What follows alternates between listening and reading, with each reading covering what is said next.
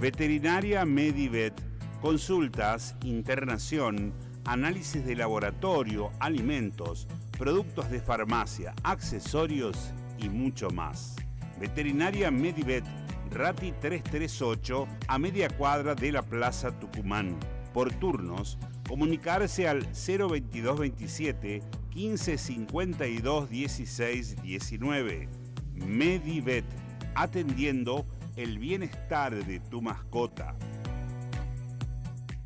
Bueno, acá estamos en esta jornada, continuando con toda la información. Llega el momento en el que vamos a abordar aspectos necesarios para el cuidado de la mascota y la prevención, por sobre todas las cosas. Lo que busca este espacio es la prevención. Tal cual, hacer hincapié en eso. Exacto. Quiero decir que no hay registro de que yo haya desaprobado el examen. Me resultó un tanto extraño que la columna no haya sido grabada en YouTube como normalmente se hace. Te metiste con el poder real. No hay registro, pero bueno. Y esas son las consecuencias. De todas formas, con el poder real tiene eso. De todas formas, yo ya tomé nota que hay algunas unidades que tenemos que volver a tocar, seguro. Sí. Bisbilev, ahí estuviste flojo. Todo. 0 de 0. Pero bueno, no. Yo venía pisteando como un campeón. No, estuviste cerca de la aprobación. Pero pasa que vos me querés, se aprueba con 4 y vos me salís que se aprueba con 7. Se aprueba con 6. Sacaste 5.50. Bueno, mirá. Estuve ahí. Estuviste cerca, así que puede que en el recuperatorio seamos un poquitito más. Lo tengamos presente, por lo menos lo tengamos en cuenta. Qué jodido va a ser como docente hoy vamos a hablar de las convulsiones. Yo, la verdad, ni idea que los animales tienen convulsiones. Tanto mascotas felinos como caninos. ¿Cómo es? Probablemente otras también, pero siempre aclaro que mi área de estudio es caninos y felinos. Presentan convulsiones. Una situación que suele ser bastante dramática para la casa, para el hogar, para la familia. Muchas veces con mucha incertidumbre se vive. Y bueno, la idea de la columna es hablar un poco de las convulsiones y aclarar un poquito el panorama. Y bueno, nada, que en todo caso aquellos propietarios que tengan sus pacientes con convulsiones por ahí puedan tener una mera idea de cuál sería el camino más correcto a seguir. ¿Tienen alguna idea de cómo hay causas? La convulsión en sí misma es una despolarización eléctrica errática, paroxística del cerebro. Las células... ahí, digamos. Sí, las células se comunican, las neuronas se comunican a través de descargas e impulsos eléctricos entre sí. Y cuando se produce una descarga errática que aparece de manera así como abrupta y desaparece luego, bueno, muchas veces eso puede producir una falla a nivel neurológica, de modo tal que se desencadena una convulsión, ¿no? Que vemos ese paciente que con mioclonos, o sea, con contracciones musculares, que giran, que están acostados, que a veces se hacen písica acá encima, ¿no? Es una imagen bastante fuerte para ver, sobre todo si uno no está habituado a ese tipo de situaciones. Después me gustaría arrancar por el final, aclarando que convulsiones no es lo mismo que epilepsia. Pues yo ya te le iba, ya me iba para ahí. Ya íbamos para ese lado, sí, lo sé porque me sucede mucho en la clínica diaria, que por ahí te dicen, no, mi perrito es epiléptico. Bien, tu perrito es epiléptico, ¿qué estudios se han hecho para llegar a esa conclusión? No, ninguno. ¿No? Y acá es importante tener presente que Lo googleé, sí. Es importante tener en cuenta que la convulsión es un signo clínico. Así como tenemos fiebre, dolor, no come, ¿no? Así como existen esos signos clínicos, la convulsión es un signo clínico también. Que muchas veces nos está mostrando que hay una enfermedad de base, enfermedad que muchas veces se pueden tratar, enfermedades que muchas veces se pueden incluso hasta erradicar, ¿sí? Y que no necesariamente eso significa que el paciente sea epiléptico. La epilepsia, y lo quiero aclarar y dejarlo bien en claro, la epilepsia es un diagnóstico de exclusión. O sea, yo llego y puedo decir que una persona o una mascota es epiléptico cuando ya descarté todas las otras posibilidades. Bien. Doctor House, si alguien vio la serie, diría que sería un diagnóstico de tontos. Porque básicamente lo que estamos queriendo decir desde la medicina es no sabemos por qué tiene convulsiones y ya, ¿no? tiene epilepsia. O sea, epilepsia significa presenta convulsiones sin una causa médica descubierta. Bien. Eso no significa que no exista. Significa que no la pudo descubrir ni el médico de humano ni el veterinario actuante. Entonces eso es muy importante. ¿Por qué? Porque si mi perrito o mi gatito tiene convulsiones, yo no debo quedarme con que tiene convulsiones y ya. ¿Sí? Tenemos que explorar todo un camino diagnóstico que nos lleve a ver si encontramos o no una causa de base. Si la encontramos, bienvenido sea, porque por ahí nos permite tratarla. Y la convulsión, conforme pase el tiempo, desaparezca porque yo pude tratar la enfermedad de base. Bien. Bien, Sí. hecha esta aclaración, ahora vamos a abrir un poquito más el panorama. Tenemos dos grandes grupos de patologías que pueden desencadenar en convulsiones. Tenemos las craneanas y las extracraneanas. Bien. ¿Qué significa esto? Está dentro del cerebro y la están fuera. Exactamente, patologías que son propias del cerebro. Muy bien, Fernando, estás atento. Se ve que Pregunta. se ve que el examen sorpresa de la semana pasada vino bien. Que no sé, yo lo único que pido que requisito de la producción que no me manden más exámenes sorpresa, por favor. Esas patologías que son propias del cerebro, por ejemplo, un tumor cerebral, Sí. una enfermedad degenerativa neurológica, ¿sí? O un trauma, ¿sí? El paciente tuvo un trauma, un accidente automovilístico, eso produjo un proceso inflamatorio craneano y encefálico, y tal vez 3, 4, 5, 6 días después comienza con convulsiones de ese trauma, ¿no? Esas son las patologías a grandes rasgos, hay más. Si viniese un neurólogo a dar esta conversación, podríamos estar horas hablando. 3 días hablando, sí. Sí, pero bueno, a grandes rasgos, una enfermedad degenerativa, que el propio cerebro vaya perdiendo su reflejo. Sí, que el cerebro mismo vaya, el tejido orgánico cerebral vaya deteriorándose por el paso del tiempo, ¿sí? Esa es una opción. Los tumores y un trauma, ¿sí? Que pueden afectar específicamente el cerebro y producir un proceso inflamatorio ahí. Después tenemos las extracraneanas, que en general son las más comunes. A ver. Por ejemplo, una enfermedad metabólica, un hígado que está fallando, un riñón que está fallando.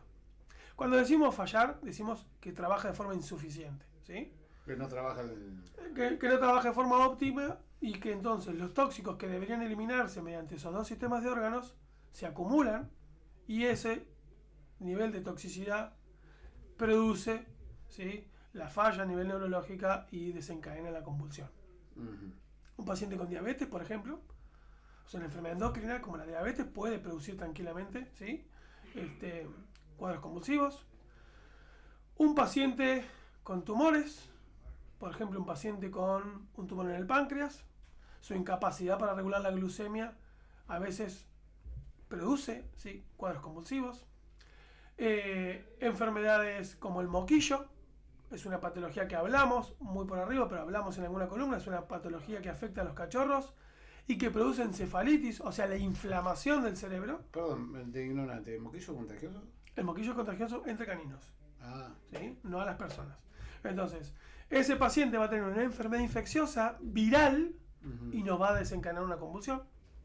La erliquiosis, patología de la que hablamos también en estas columnas, también muchas veces presentan un cuadro tipo neurológico que se manifiesta con convulsiones, ¿sí? Así que es importante tener en cuenta esto. Hay un sinfín de enfermedades que pueden presentar como signo clínico la convulsión. O sea, que mi perro tenga convulsiones no implica necesariamente que mi perro sea epiléptico. Tal vez sí haya que medicar esa convulsión hasta que encontremos la causa de base y la podamos tratar. Pero eso no significa que el paciente sea epiléptico. Eso quiero recalcarlo y lo vamos a decir 2 o 3 veces en la columna porque me parece que es importante. No todos los caminos conducen a Roma. Exactamente, no todos los caminos conducen a Roma. Y bueno, sí debo decir que muchas veces la situación es un tanto angustiante y frustrante, porque por ahí el paciente llega con un cuadro de convulsiones al consultorio, uno arranca un camino diagnóstico, eso implica obviamente inversión, ¿sí?, tiempo e incertidumbre, y no siempre los estudios que se hacen te dan una respuesta concreta. Claro. Entonces es una tarea difícil para la familia de la mascota y para el profesional actuante a veces llegar a una conclusión final y a un diagnóstico, ¿no?, que nos permita trabajar al paciente para disminuir la frecuencia de las convulsiones y, por qué no, en algún momento plantearse como objetivo. ¿Lleva mucho que tiempo desaparezca. eso a veces? O... Lleva mucho tiempo. A veces el diagnóstico es sencillo, es fácil. O sea, tuvo una convulsión porque le atropelló un auto. Bien, Claro. ahí ya sabemos que el origen es traumático y que probablemente con una buena dosis de antiinflamatorio y demás podamos ir mejorando el paciente, ¿sí?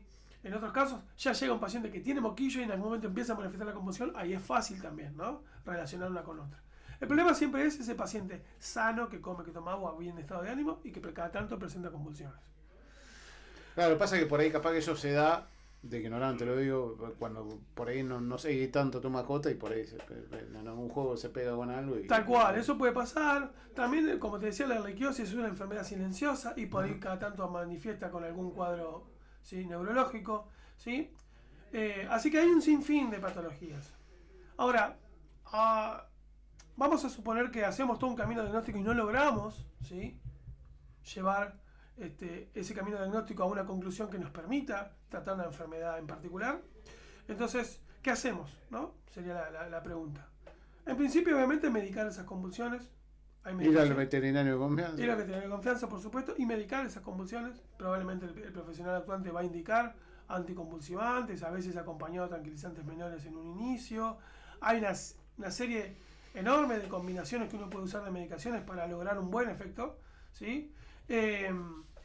Propiciar ambientes libres de estrés, ¿sí? ¿Cómo sé? Y, por ejemplo, si vos ya sabés que Si vos tenés un el bebé- paciente está, porque hay unos comportamientos previos a la convulsión, entonces por ahí es un paciente que idealmente tenerlo bajo luz tenue, libre de sonidos fuertes, que no salga a la calle si se pelea con otros perros, ¿no? O sea, tratar de que las situaciones que puedan llegar a ser estresantes y desencadenantes de convulsiones, evitarlas todo lo posible, ¿sí? Sí. Y castrarlo. Castrarlo. Las épocas de celos son épocas muy estresantes para las mascotas. Tengo 2 pacientes en particular que logramos junto con la familia, luego de meses de conversar, de trabajar, logramos encontrar, en un caso, el paciente presentaba convulsiones cada 6 meses. Mira, Coincidió exactamente con los celos de la perrita del vecino. mira. Cada vez que la perrita del vecino entraba en celo, ellos a través del alambre jugaban, interactuaban, pero obviamente no podía darse la situación de apareamiento, y eso a mi paciente en particular lo alteraba de modo tal que presentaba convulsiones. Bueno, fue todo un año de trabajar con ese paciente, ¿no? Fue todo un año de ir investigando, haciendo chequeos sanguíneos, de revisarlo, de ver, mientras por supuesto se lo medicó. Y en algún momento se nos prendió la lamparita a todos y dijimos, che, digo, la No perrita, será ¿no? esto.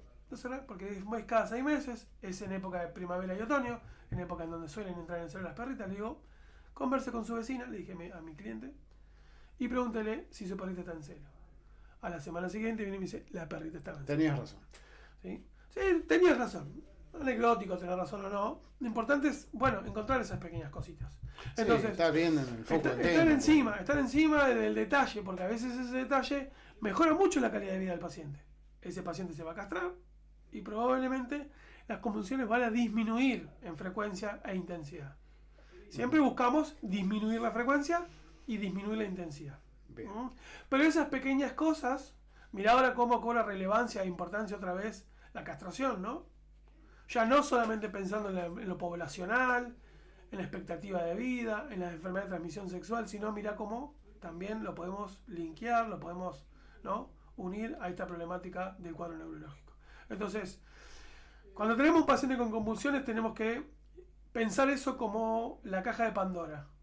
Es abrir y encontrarse un sinfín de posibilidades, y ese sinfín de posibilidades tenemos que ir descartándolas, ¿sí? Y en la medida de lo posible hacer ese camino para llegar a un diagnóstico que a veces se llega y a veces no, porque a veces si necesitásemos hacer una tomografía axial computada que solamente se hace en Capital Federal, o Hay que llevar un perro acá. tal cual, Un gato. el altísimo costo, la sedación anestesia para que el paciente pueda hacerse el estudio, y obviamente después, ¿qué hacemos? ¿No? Tiene un tumor cerebral. Bueno, Se le debe pasar un negocio. ¿se puede hacer una cirugía en tumor cerebral hoy por hoy en Argentina? Y eso está complicado. tuvo un accidente cerebrovascular, los famosos ACVs, que ocurren en las personas, pero también en las mascotas. Y bueno, ahí habrá un tratamiento a seguir, buscarle, ¿no? La vuelta para evitar que se formen esos pequeños coágulos de sangre que hacen esos accidentes cerebrovasculares, etcétera. Pero digo, a veces la tecnología, la distancia, los costos te limitan ese camino diagnóstico. Claro. Pero en la medida de lo posible hay que tratar de explorarlo, porque a veces mejoramos muchísimo la calidad de vida de un paciente habiendo encontrado la causa de base y tratando esa causa de base. Me queda claro que la paciencia es fundamental para esto. La paciencia, la comunicación entre profesional y familia constante, y por supuesto la dedicación a ese paciente, ¿no? Bien. Porque obviamente la vida de esa familia cambia al presentar a un paciente con esas características. Totalmente. ¿Algo más para decir? No, cualquier cosa, ya saben cómo. ¿A dónde? ¿A dónde te vemos?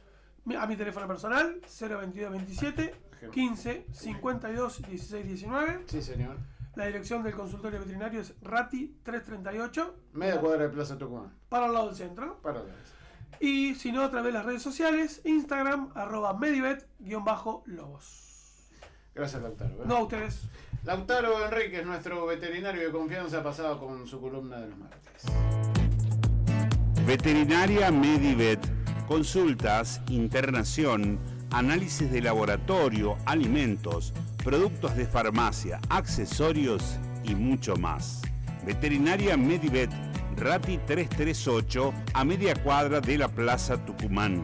Por turnos, comunicarse al 02227 15 52 16 19. Medivet, atendiendo el bienestar de tu mascota. Estás escuchando